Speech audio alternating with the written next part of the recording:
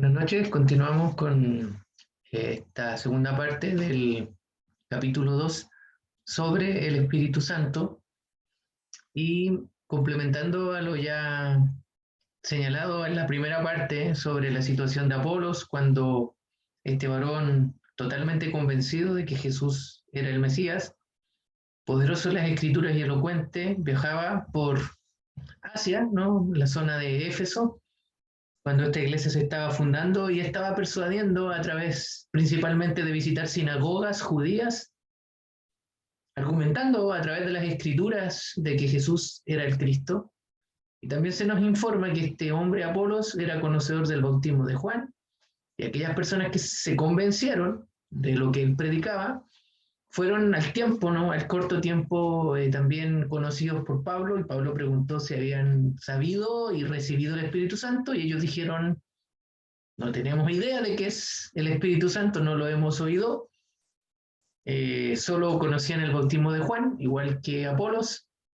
Y también sabemos que Apolos, cuando predicó, fue oído por Priscila y Aquila, discípulos de Pablo, quienes, al oírlo, obviamente encontraron que detrás de todo eso había algo positivo que contribuía al Evangelio, pero que era necesario precisar con mayor exactitud el conocimiento y lo que Apolos estaba predicando. Entonces lo llevan aparte y dice la Biblia entre los capítulos 18 y 19 de Hechos que le expusieron con mayor exactitud el Evangelio.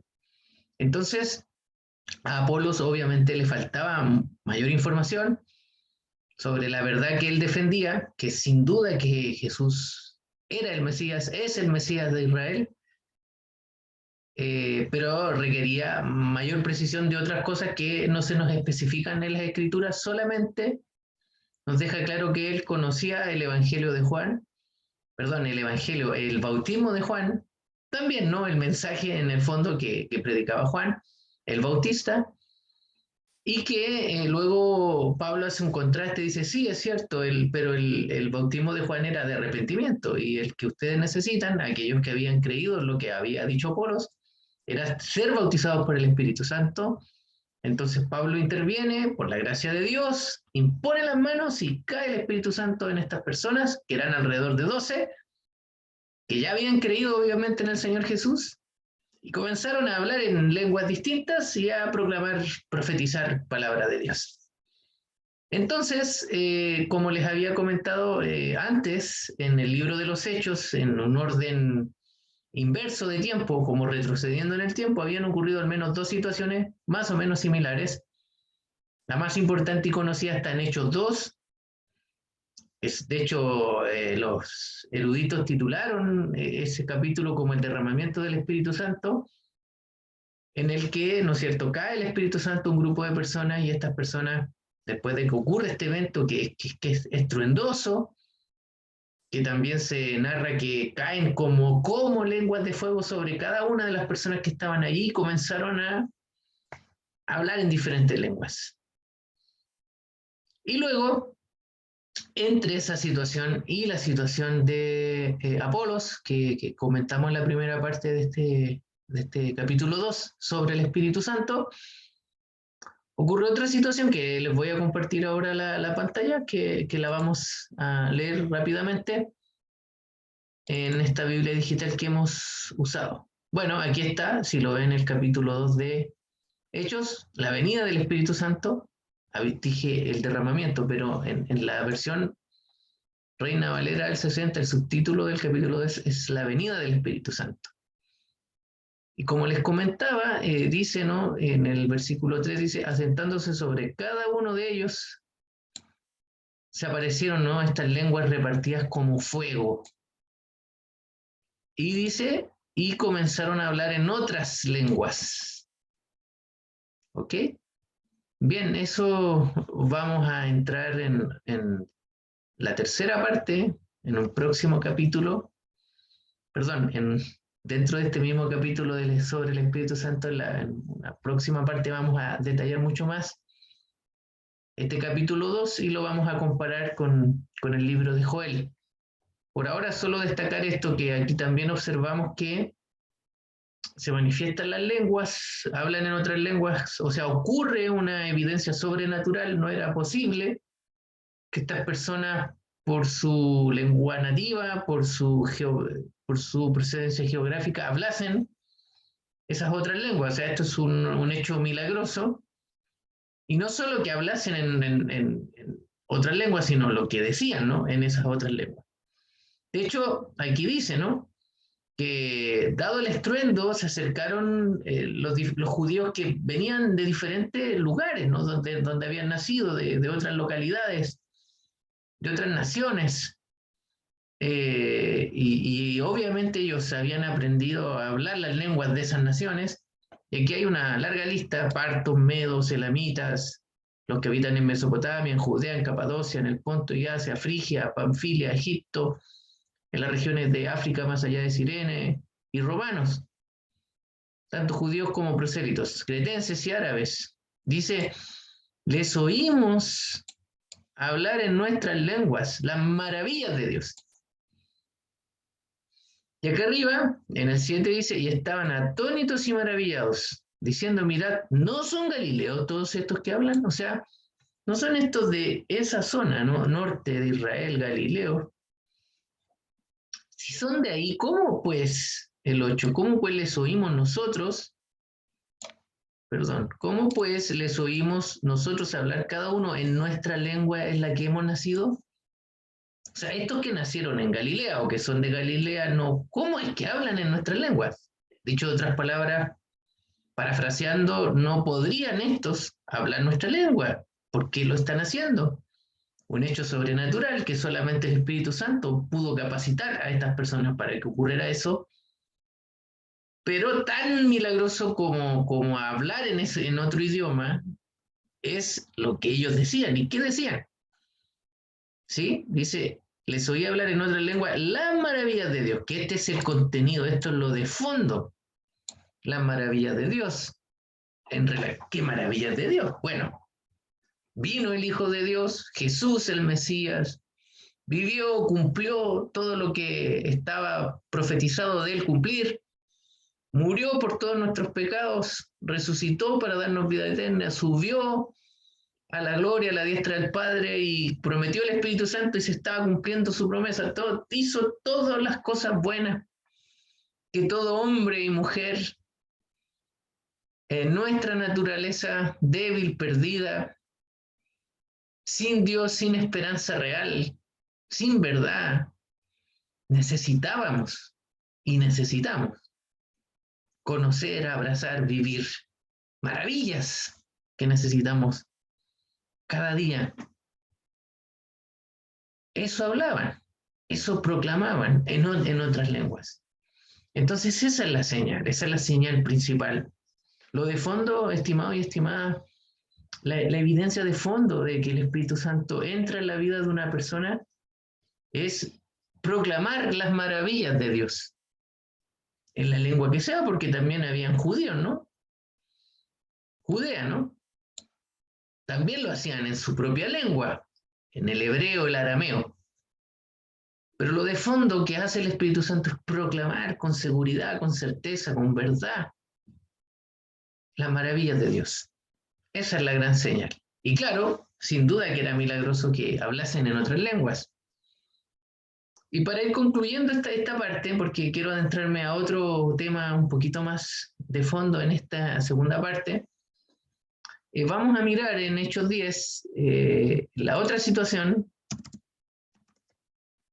en la que Pedro también como protagonista. Recuerden que después del derramamiento del Espíritu y después de que se acerca toda esta gente en Hechos 2 a ver esto que les llamaba tanto la atención, este estruendo que les hace ir hacia el sitio donde ocurre este estruendo, y luego ver a estos galileos hablando en sus lenguas, que era impresionante, el milagro de que hablasen en sus propias lenguas, y más aún escuchar lo que hablaban en esas lenguas, las maravillas de Dios.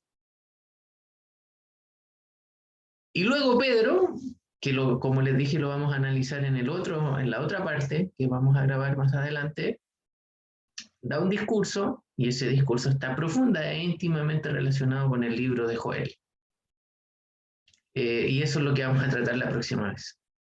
Y ahora para cerrar esto, ¿no? Esta pequeña comparación entre nuestra puerta de acceso a tratar sobre el Espíritu Santo, que fue la experiencia de estos discípulos de Éfeso entre el mensaje de Apolos y lo que Pablo termina consolidando y concretando a través del bautismo en el Espíritu Santo. Entonces ya vemos que en ambos casos, en Hechos 2, terminan hablando en lengua en las maravillas de Dios, y también cuando Pablo los bautiza a los efesios en el Espíritu Santo, imponiendo sus manos, estos personajes, estos 12 personajes que estaban allí, creyentes, hablaban en lenguas y profetizaban. Y aquí Pedro es encomendado a predicar por primera vez el Evangelio a un gentil, a un no judío. Entonces, más abajito aquí en el capítulo 10, para que, un poco para enfatizar el punto, ¿no? Y también para nuestra reflexión respecto a cosas que a veces están acostumbradas en el mundo evangélico a realizarse como manuales de cortapalo. Aquí encuentro que la Biblia es muy clara respecto a lo que hablábamos, ¿no? A que sí es sumamente importante ser elocuente en cuanto a predicar, a enseñar la palabra. Sí es muy importante conocer las escrituras lo mejor posible y cada vez más, porque eso va a ayudar, ¿no? La Biblia nos enseñaba en el 18 y 19 de Hechos, a través de la pequeña historia que se cuenta de Apolos, que él era útil al Evangelio, gracias a su elocuencia, a su conocimiento de la Escritura. Pero eso claramente no hubiese tenido ninguna importancia si el Espíritu Santo no hace su obra, no entra en la vida de las personas para transformarlas de verdad y con poder real. Entonces aquí también a mí me parece que esto nos dice, a mí me dice mucho, como dice, mientras aún hablaba Pedro estas palabras, o sea, no vamos a analizar el discurso. En la próxima parte de este capítulo 2 sobre el Espíritu Santo vamos a analizar los discursos de Pedro. Por ahora solo vamos a ver unos hechos. Y dice, mientras aún hablaba Pedro estas palabras, dicho en otra forma, parafraseando, Pedro aún no había terminado su discurso. ¿Y qué pasó? El Espíritu Santo cayó sobre todos los que oían el discurso. Y los fieles de la circuncisión, o sea, los judíos, ¿no? Los religiosos judíos que habían venido con Pedro se quedaron atónitos de que también sobre los gentiles se derramase el don del Espíritu Santo. O sea, todos aquellos que no tenían ninguna relación con la religión judía, con la etnia israelita o judía, estaban recibiendo el Espíritu Santo. ¿Cómo? Ya lo habían recibido esos 120 en el Hechos 2, todos judíos, por supuesto, en Jerusalén. Y al corto andar, a través de un Cornelio, que no era judío, y sus conocidos y familiares, estaban viviendo una experiencia similar. Mire, ¿y por qué? Porque los oían que hablaban en lenguas y que magnificaban a Dios. Las maravillas de Dios. Gloria a Dios por lo que Él ha hecho en y a través y por Jesucristo y para Jesucristo y también en beneficio de nosotros, los seres humanos. Dice, bueno, y luego Pedro, entonces respondió Pedro, ¿puede acaso alguno impedir el agua para que sean bautizados estos que han recibido el Espíritu Santo también como nosotros? Aquí hay una situación que donde Pedro no invita a hacer el símbolo del bautismo en agua como lo habían aprendido de Juan el Bautista, pero recuerden que en la situación de Pablo en Éfeso no se dice que hayan sido bautizados en agua. Se deduce que tal vez a través de Apolo se hizo esto, pero no produjo el efecto concreto y final. Pero aquí sí se produjo el efecto de que el Espíritu entró, hablaron en lenguas, el milagro de hablar en una lengua diferente, para demostrar que había entrado este poder sobrenatural que solamente va a entrar en tu vida por creer en Cristo, porque lo que ellos estaban oyendo es el mensaje del Evangelio, cuyo tema central y persona central de la que se habla es Jesús, el Hijo de Dios, el Mesías, nuestro Salvador y Señor. No hay otra cosa. Y el Espíritu viene a morar como consecuencia de oír con fe. este mensaje, mientras oían, pero el mensaje tiene que ser acabado, tiene que ser completo. Aquí no se nos demuestra que no, que el discurso no se había terminado cuando el Espíritu Santo había caído.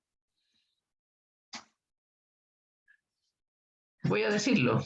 O sea, obviamente Pedro no usó un manual de plan de salvación, ni ninguna paso A, paso B, paso 3. Y si lo hubiese usado, paso 1, paso 2 y paso 3, no alcanzaba a llegar al paso 3 y ya el Espíritu Santo había caído en las personas. Y otra cosa importante, a propósito de los ritualismos que nos gustan, es que Pedro aquí bautiza en agua, pero no impuso las manos, y el Espíritu Santo cayó igual. Pablo impuso las manos, el Espíritu Santo cayó, pero no se nos dice que él haya bautizado en agua. Hechos, situaciones que se narran, en un caso sí, en un caso no. Pero ¿qué es evidente? Que cae el Espíritu Santo claramente es administrado por Dios, es una autoridad mayor que cualquiera de nosotros y entra durante el discurso al final, entra con o sin imposición de mano, entra con o sin bautismo en agua. Y cuando entra todo cambia. Pablo lo dirá, tal vez lo tomaremos, es la confirmación, el sello de nuestra salvación, en nuestra seguridad, en nuestra garantía eterna, inamovible, de que somos salvos, de que somos partícipes del reino, de que somos hijos por causa de que el Espíritu Santo, y si llegó el Espíritu es porque Jesús murió por nosotros, fue fiel hasta el final, resucitó y está a la diestra del Padre intercediendo por nosotros.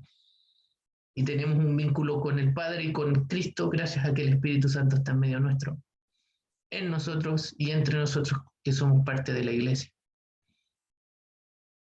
Entonces, el Espíritu concreta, consolida, no es opcional, es una condición necesaria y obligatoria para que nosotros nos sintamos parte de todos los beneficios que Cristo ganó para nosotros y que Dios se propuso en su corazón darnos en Cristo.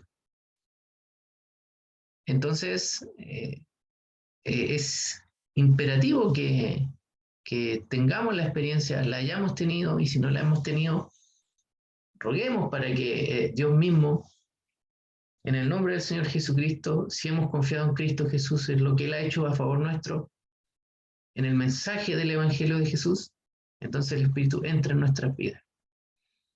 Y lo que vemos en la Biblia es que va a haber alguna manifestación sobrenatural.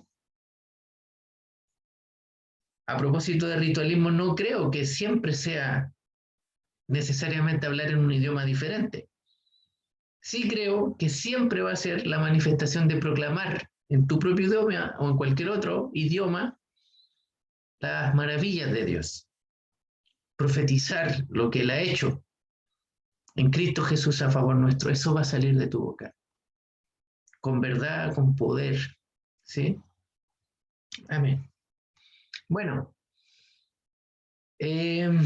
no me quiero demorar mucho, la verdad, pero también quiero decir algo más, y creo que es lo central que me he propuesto en esta parte, que es, a partir de la pregunta, es desde Hechos 2 que conocemos al Espíritu Santo, no hay ninguna señal previa de esta persona que llamamos Espíritu Santo y que es parte de este Dios que nos se muestra en tres personas, Padre, Hijo y Espíritu Santo. ¿Tenemos alguna señal previa? Claro que es una pregunta capciosa porque he tenido, gracias al Señor, la oportunidad de encontrar esa información y sí hay evidencia, llamémosle el Antiguo Testamento, de cuestiones muy similares a las que estamos viendo aquí, pero acotadas en el tiempo, en el espacio y a un cierto grupo de personas. En este caso, el Espíritu Santo, según la profecía de Joel, que abordaremos con mayor detalle en la próxima parte, es derramado sobre toda carne. Pero existe el precedente de que el Espíritu Santo estaba orando y fue derramado no sobre toda carne, sino sobre un cierto grupo. Y vamos a ver una experiencia muy parecida en el Antiguo Testamento. Y de hecho, esta Biblia así con digital y con el buscador nos favorece bastante. Por ejemplo, si usted coloca la palabra espíritu y pone enter o aprieta aquí la lupa, le va a arrojar 622 resultados en toda la Biblia de esta palabra espíritu. La mayoría de nosotros sabe que no necesariamente habla del Espíritu Santo, ¿sí? Pero ya aparece 622 veces y en el Antiguo Testamento, esto está en inglés, hay 238 apariciones de esta palabra y en el Nuevo Testamento 384. Entonces, el Nuevo Testamento, que tiene menos libros, tiene más veces la palabra espíritu. ¿Ok? Ahora, si uno agrega Espíritu Santo, por ejemplo,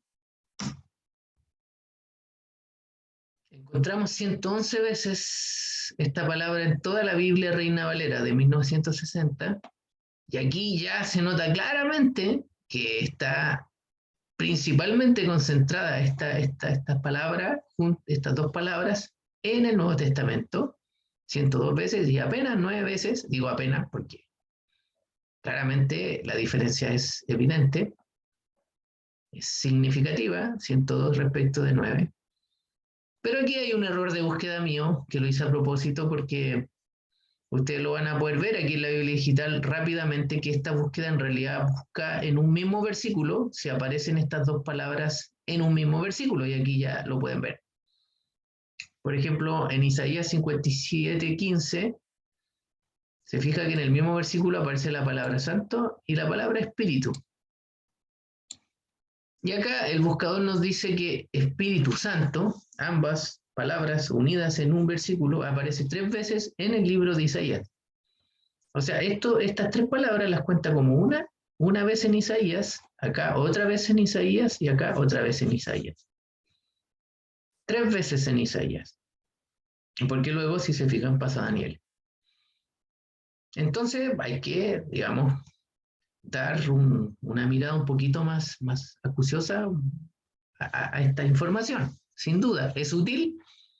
Ya nos dice que Espíritu Santo es una cuestión claramente más abordada en el Nuevo Testamento y que en este caso no está necesariamente uniendo o entendiendo el buscador que es Espíritu Santo, sino que simplemente cuando aparecen estas dos palabras en un mismo versículo. De hecho, no hay que leer para darnos cuenta que no se está hablando del Espíritu Santo en este texto de Isaías 57:15. ¿Ok? Bien. Ahora, ¿cómo precisar la búsqueda? Y esto lo hago, algunas personas no lo saben. Todos los buscadores, si usted coloca la frase entre comas Espíritu Santo, sí nos va a buscar esta frase cuando aparece tal cual, textual, entre comas, entre comillas. Y le damos al buscador y aquí ya nos dice, mira, no existe esa palabra en el Antiguo Testamento, solamente encontramos 97 menciones en el Nuevo Testamento de esa palabra. Entonces, si fuéramos investigadores o exploradores un poco perezosos, diríamos, bueno, sí, ya resuelto todo lo que hablemos del Espíritu Santo, entonces lo vamos a basar en la evidencia del Nuevo Testamento. Y claro que si nos sustentaría bien y pues, diríamos cosas muy bien sustentadas, si nos basáramos solamente en las evidencias del Nuevo Testamento. Pero, como les dije hace un rato, sí existe evidencia del Espíritu Santo y muy clara y muy coherente con lo que estamos viendo en el Nuevo Testamento, en el Antiguo Testamento, que es lo central de lo que estamos hablando hoy. Y me voy a apurar para no alargarme tanto, no quiero. Y fíjese que nos ayuda esta primera búsqueda, o sea, la segunda búsqueda que habíamos hecho de Espíritu Santo, sin entre comillas. ¿Por qué? Porque ya en el Salmo 51:11 se nos habla de algo así como Santo Espíritu, ¿sí? No vamos a dudar, creo yo, los cristianos y cualquier persona no cristiana que oiga, de que estamos hablando de lo mismo. Cuando se habla del Espíritu Santo, de este Espíritu único apartado, estamos hablando del Espíritu de Dios, ¿sí? Entonces, mire, el Salmo 51:11 es un salmo de David. Usted lo puede revisar con más calma. Y es un salmo que está en el contexto del gran pecado. David cometió muchos, como todos nosotros, pero uno muy notorio que tuvo gran impacto y muy grave fue cuando tomó a Betsabé, mujer de otro hombre, y él claramente fue reprendido por Dios a través de un profeta y se sentía muy mal, y ese Salmo 51 está escrito en ese contexto, en ese gemir de la humillación, del error, de sentir. Y le dice, mire, no me eches de delante de ti y no quites de mí tu Santo Espíritu. Une estas dos cosas. Para David, el ser echado delante de Dios iba muy relacionado con que saliera el Espíritu Santo de él. Sí, y para mí, entendiendo que David era un hombre probablemente, bueno, el mismo Dios lo decía, nuestro mismo Dios decía, era un hombre conforme al corazón de Dios, a pesar de todos sus errores.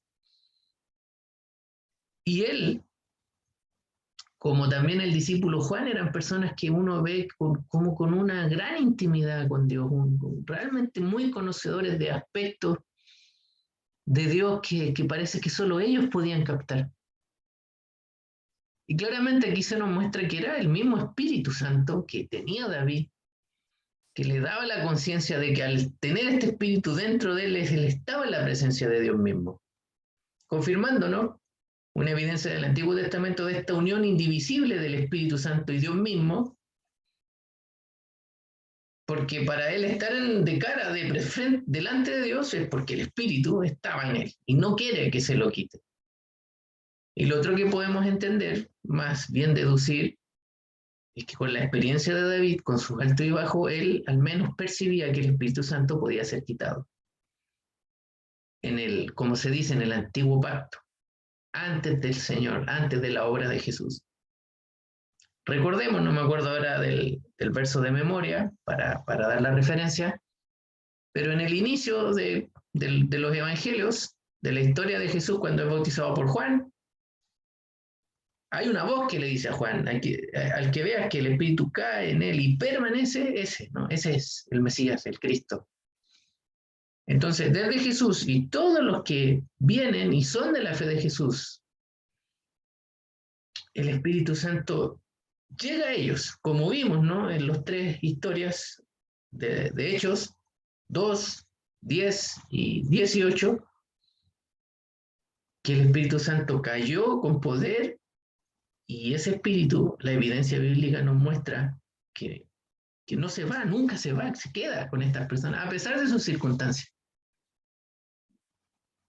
¿Por qué? Porque antes de que caiga el Espíritu Santo se ha hecho garantía con la sangre perfecta de Jesús respecto de todos nuestros pecados, que no era lo que tenía David. David no tenía esa sangre perfecta derramada, entonces cuando él fallaba, sí, el Espíritu le era quitado. Aunque es su percepción, yo creo que uniendo varios acontecimientos bíblicos y haciendo un análisis del contenido bíblico, de la lógica que se puede captar, es claro que el Espíritu era quitado antes del Señor Jesús. Pero en ninguna parte, al menos después de Jesús, de aquellas personas que el Espíritu les bautiza y son creyentes verdaderos, yo digo, imposible argumentar que el Espíritu les puede ser quitado. Yo creo que no es quitado porque la sangre de Jesús está sobre sus vidas, cubriendo si es que ellos, teniendo el Espíritu, cometieran errores iguales o peores inclusive que los que cometió David. Entonces, ya tenemos un indicio en Salmos de que estaba el Espíritu, de que el Espíritu Santo le permitía a David sentirse en la presencia de Dios, y obviamente que era el Espíritu Santo el que capacitaba a David de escribir tantos salmos y hacer tantas cosas tan maravillosas que logró hacer. Una de ellas, ¿no es cierto?, vencer al gigante y tantas otras que son muy buenas y que glorifican a Dios. Y no podía estar ajeno el profeta Isaías, el profeta mayor, tanto profetizó, tanto escribió, que era casi imposible que no mencionara al Espíritu Santo. Y aquí vemos también la palabra conjugada Santo Espíritu, y que nos da una pista a dónde quiero llegar, lo central. Dice, más ellos en el Isaías 67, 63:10, más ellos fueron rebeldes e hicieron enojar su Santo Espíritu, por lo cual se les volvió enemigo y él mismo peleó contra ellos. Imagínense, el mismo Dios o el mismo Espíritu, ya casi da igual, ¿no? Porque estamos hablando del mismo Dios.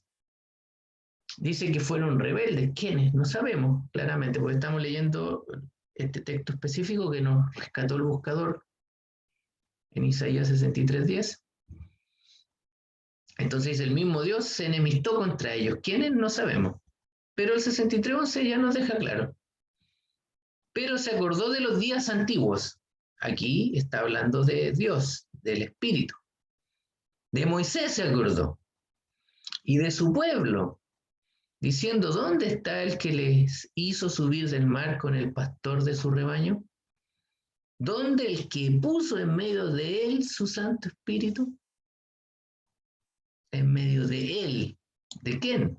Puede ser del pastor y de su rebaño. Y en ambos casos aplica. ¿A qué hará referencia Isaías? Claro, está hablando del tiempo de Moisés, del tiempo de su pueblo. Y a ver, pero aquí no nos dice nada, no nos dice nada de qué hay, no hay un hecho histórico, ninguno de estos libros del Antiguo Testamento, ni Isaías ni Daniel, directamente Daniel no habla del Espíritu Santo, no voy a dedicarme a hablar de eso porque ustedes lo podrán corroborar por su cuenta, pero Isaías no está diciendo que en el tiempo de Moisés, en el tiempo del pueblo de Dios, cuando estaba Moisés, allí estaba el Espíritu Santo, entre medio de ellos. Bueno, sin dilatar más, cuando hicimos la primera búsqueda de espíritu, podemos encontrar eso. Claro, nos podríamos demorar mucho tiempo, pero gracias al Señor, en números, directamente ya les puedo decir que vamos a encontrar esta referencia muy clara. Resulta que Moisés, habían pasado algunos años ya desde que habían salido de Egipto, el pueblo había crecido y estaban desesperados. Por diferentes situaciones, sin duda que no es fácil vivir en el desierto, más allá de que la presencia del mismo Dios les acompañaba, y ya estaba el tabernáculo, el templo móvil de Dios ya estaba, digamos, edificado y podían tener sus cultos, sus ritos, y Dios estaba proveyendo inclusive lo que necesitaban, pero a pesar de eso el pueblo se rebelaba y para Moisés era complejo atender y hacerse cargo de una infinidad de problemas. Entonces, su suegro y también nuestro mismo Dios que les acompañaba, les aconseja elegir a 70 ancianos, jueces, que colaboraran con él en ir resolviendo diferentes situaciones del pueblo. Entonces, y miren lo que le dice en Números 11:17. Y yo, el Dios, le dice esto a Moisés, descenderé y hablaré allí contigo y tomaré del espíritu que está en ti y pondré en ellos, en estos 70, y llevarán contigo la carga del pueblo y no la llevarás tú solo. Entonces, para mí aquí hay una implicancia importante que yo creo que es necesaria trasladarla a la realidad de la iglesia presente, que es un atributo dentro de muchos que el Espíritu Santo trae, es que para que todo aquel que recibe el Espíritu Santo está capacitado para llevar las cargas de otros. ¿Sí? Dios tomó el espíritu de Moisés, dice, tu espíritu, ¿sí? Pero lo toma Dios, ¿no?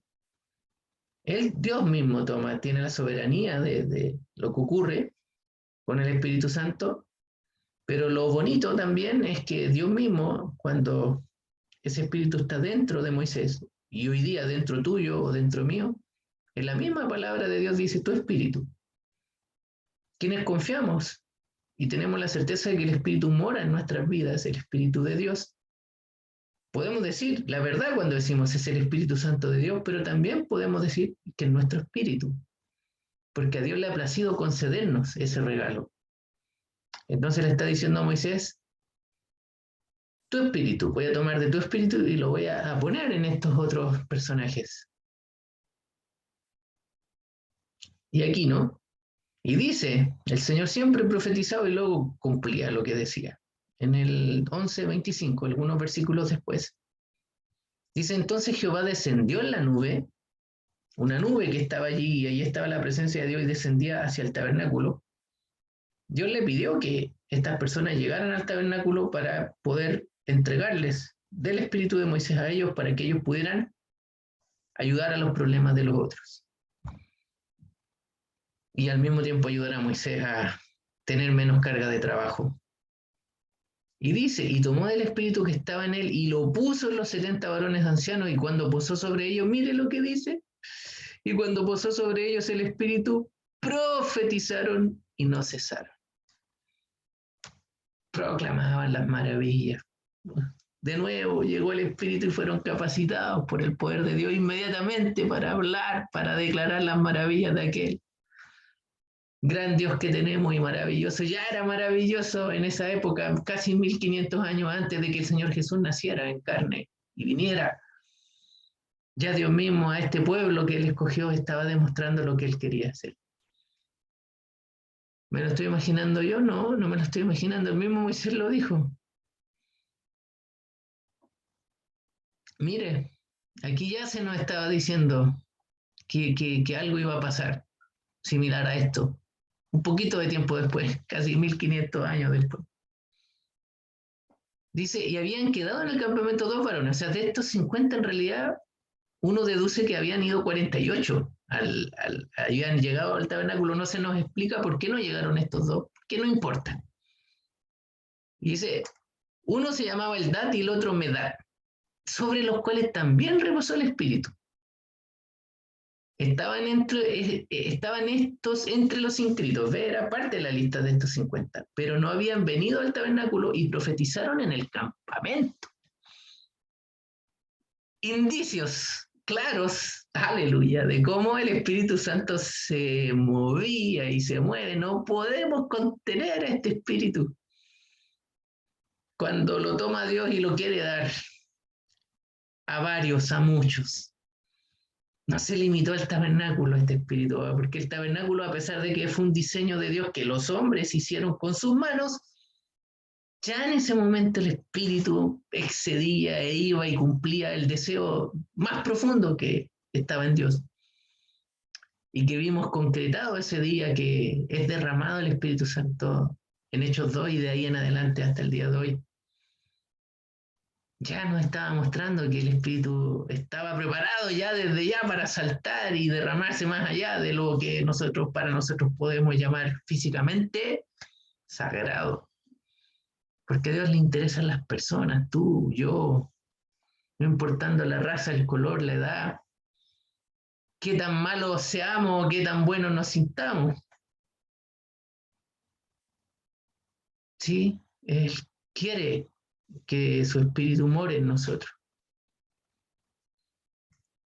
Y mire lo que dice Moisés en este mismo contexto. Mire, acá entra en una contradicción, pero mire, él muestra un deseo. Recuerde que el Espíritu de Dios estaba morando en él. Dice, ojalá todo el pueblo de Jehová fuese profeta y que Jehová pusiera su espíritu sobre ellos. Ojalá todos profetizaran. Porque entre medio, entre estos versículos le vinieron a decir que había pasado esto. Y algunos dijeron, los religiosos de la época, que ya existían, dijeron, oye, pasó esto, y habían dos que no llegaron por ABC motivo y estaban igual, allá como yo digo, en el Galilea, donde se supone que no tiene que estar, allí estaba el Espíritu. Y dice, Moisés dice, ojalá todo el pueblo. de Jehová fue ese profeta, y que Jehová pusiera su espíritu sobre ellos.